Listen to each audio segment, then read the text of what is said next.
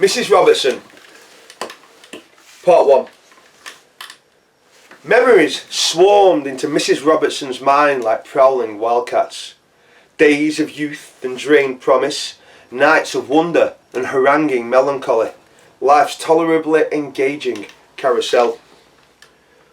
What have I achieved? She asked herself. Indeed, what was there to achieve? She remembered her village under the mountain, the sad, sad parting from her parents those 2 summers since, and the hard days of service that followed. Memories drew talons, clawing her young psyche with jagged slashes, which she shrugged off somehow one by one, despite the wincing pain. Yet here she was, a young English bride, sunny-haired and hopeful-eyed, with lips that slowly parted before she smiled, making strangers want to kiss them. One of these, of course, had been Mr. Robertson, her recently acquired brand new husband, and the only one of the random admirers who, following the aforementioned smile and its glorious aftermath when the softest regions of her face broke out into attendant dimples, had dared to ask her name.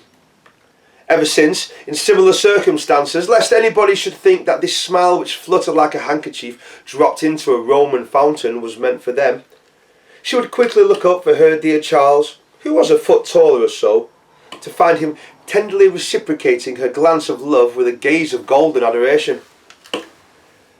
"I wish I could meet your parents," he had said on these occasions, completely out of the blue.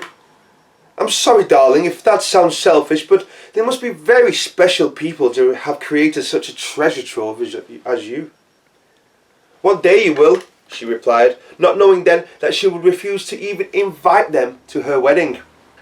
Old grievances, she had cited, without giving a single iota of detail. The only thing she ever really told Charles about them was that, despite all the young men in her mountain village vying for her mother's hand, her mother had only ever wanted her father. "Such loyalty, such mon amour," she assured Charles, "was the definitive streak running through the females of my family."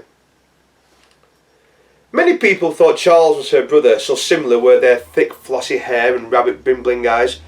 They had little money between them, but the highest of hopes that one day they would be well off enough to never have to worry about money and its rat race acquisition.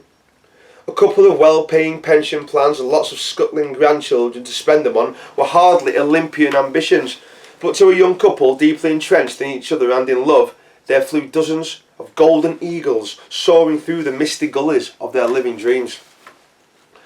Charles had recently got an agricultural job among the epic and fertile plains of Aberdeenshire, old farm tune country, where he had obtained a friendly impression of everybody and much public trust in his own abilities. His boss had given him a couple of weeks' leave to celebrate both his coming of age at 1 and 20 and his marriage to a younger wife. "It must be Arran," he had said while discussing potential honeymoons. "I went as a student and simply had the best of times. Akuta Sami." "What?" demanded Abigail. "Oh, sorry, Akuta Sami. It means deadly shark in Japanese. My classmate at the time had taught me the phrase on the ferry as we crossed once to Arran. I will remember it always." Mrs. Abigail Robinson found herself on that very same ferry, perched on a Calmac deck one gusty but sunny day, swiftly steaming west with the boat being chased by 3 playful gulls.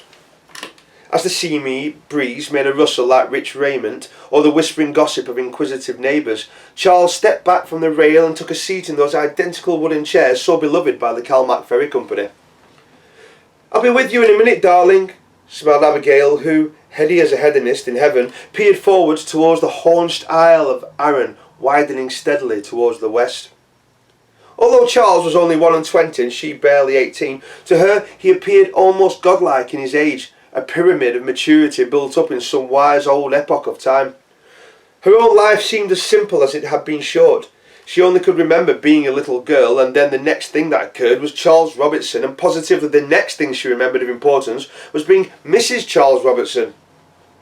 Her later adolescence and those 2 years in service were nothing now but grassy dewdrops dissipating in the morning sun.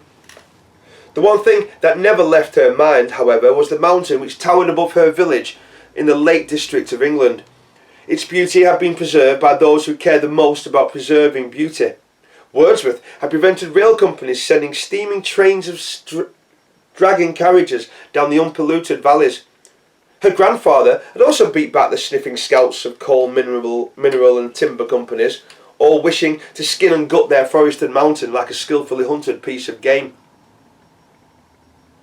He also said that her love for Charles was her love of a baby, and then but a baby in love. He had opined as much on a visit to Scotland to ostensibly meet his potential grandson-in-law, but really because he loved to fish, and to his own mind the rivers which flowed from the Cairngorms were the richest of all. All this, of course, was 45 years ago, for you know how old Abigail was when she returned to Arran last summer? 63.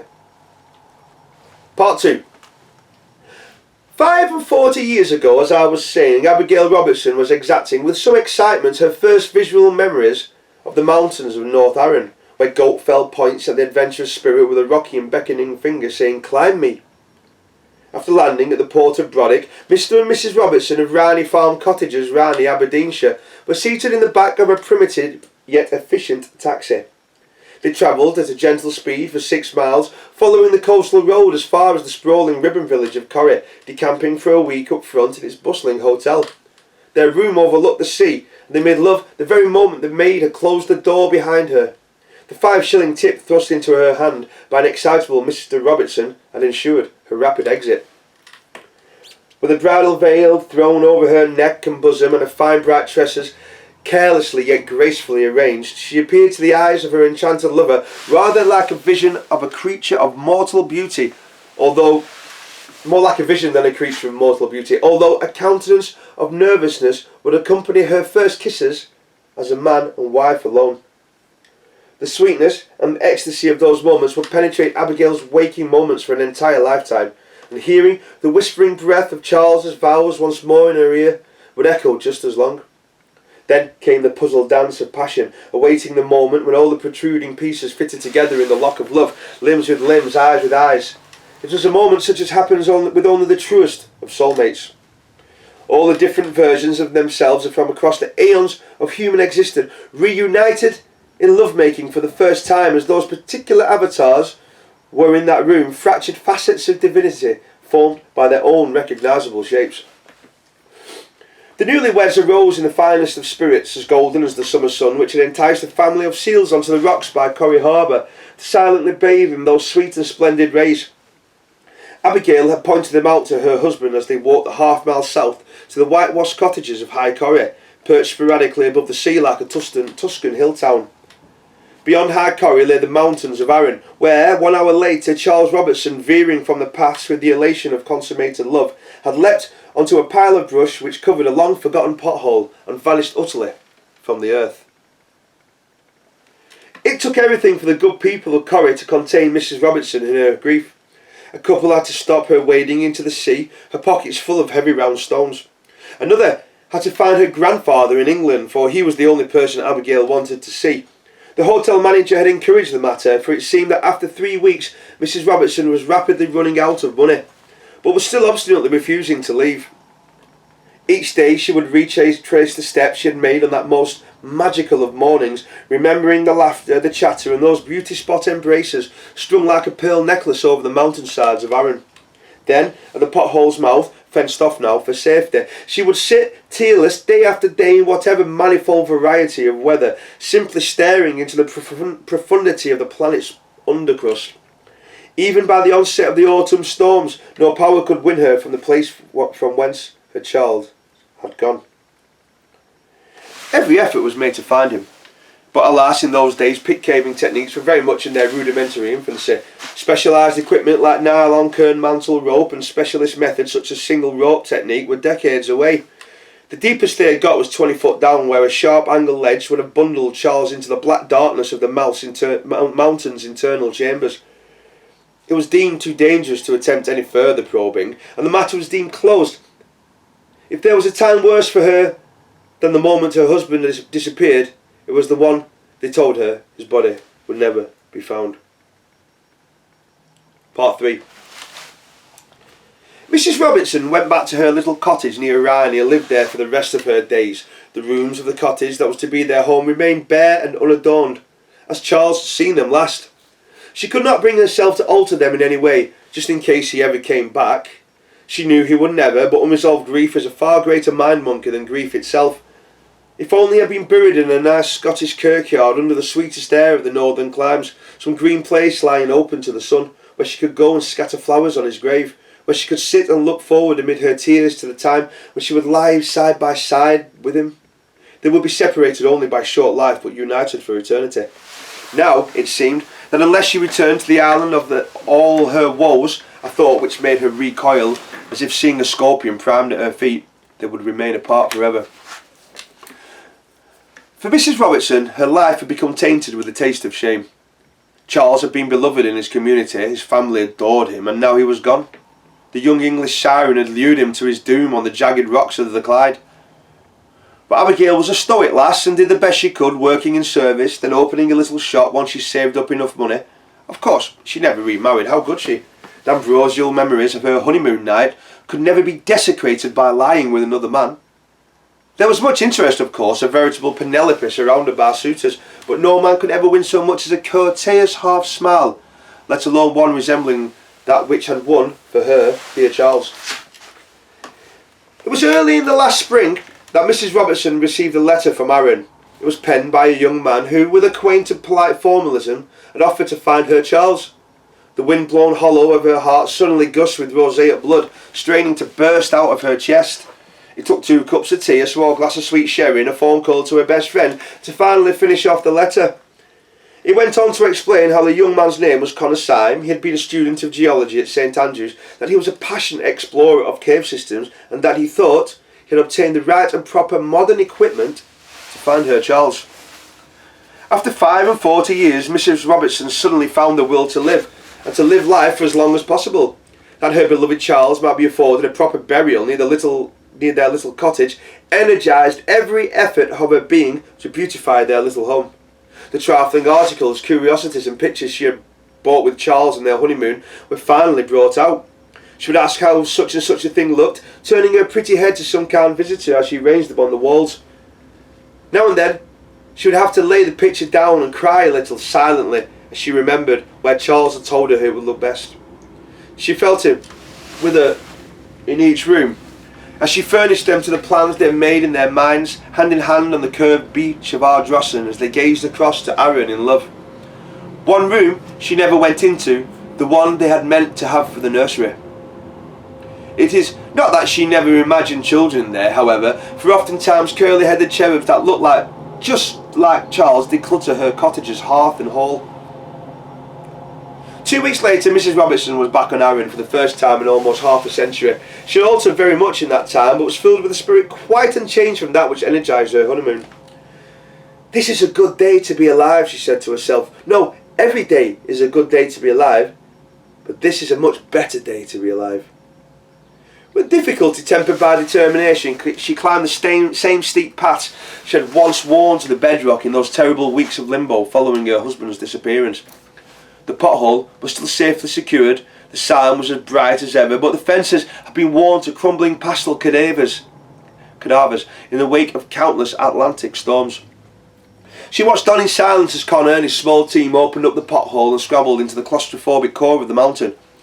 An hour or so later, Connor hauled himself out of the inky blackness and with a beaming smile said, "We found him!" It took several minutes for Mrs. Robertson to finally stem the oceanic floods of tears which had welled up from the wasted grieflands of her soul. But slow the flow certainly did, and in the silence between her subsequent and intermittent sobs, Connor spoke again. "I think it best, Mrs. Robertson, that you do not see the skeletal remains, unless of course you really wanted to, but I do advise against it. However, by some miracle of dry air, your husband's jacket has been completely preserved, if a little dusty. Would you like to see it?" These were the happiest moments in the later life of Abigail Robertson of Riney Farm Cottages, Riney, Aberdeenshire, and within a week the jacket was hanging in the once unused nursery in their cottage. Perfectly clean and pinned to the wall beside her own bridal gown, which she never once thought to throw away. She loved just sitting in the room with a small peat fire burning and to simply remember. Her husband's funeral had been more of a celebration of life than a memorial to death. Relations of his she had never seen, of every generation had attended, with a couple of his nephews coming from as far away as Canada. Once all the family fuss had died down, she would attend daily to his grave, fresh flowers once a week prune of the rose bush, and a gaze at the turf beside him where one day she would be truly reunited. This dream of hers was not even disturbed by that singular strange evening when, of a sudden, she felt a compulsory tugging at her sake while sitting in the nursery turned bridal shrine. What was in the jacket pocket? She began to inquire with some force. It turned out there had been something in his pocket, a letter addressed to a certain Albert Alexander of Dippen Farm, Arran. Of course she opened it. I was intrigued by the Japanese characters at the end of the page. It was clearly her husband's handwriting, and she began to read. Dear Albert, I long to see you. I have married a young woman. She is good for me, but she is not you. We are staying in the Corrie Hotel for a week. Please come and take a room where we can meet. And Mrs. Robertson suddenly cut the reading short, and with the slow and deliberate motion of those dutiful wives who keep their husband's secret, as the letter was tossed into the fire, the fine wine memories of her darling Charles were tenderly and forever preserved. Thank you very much.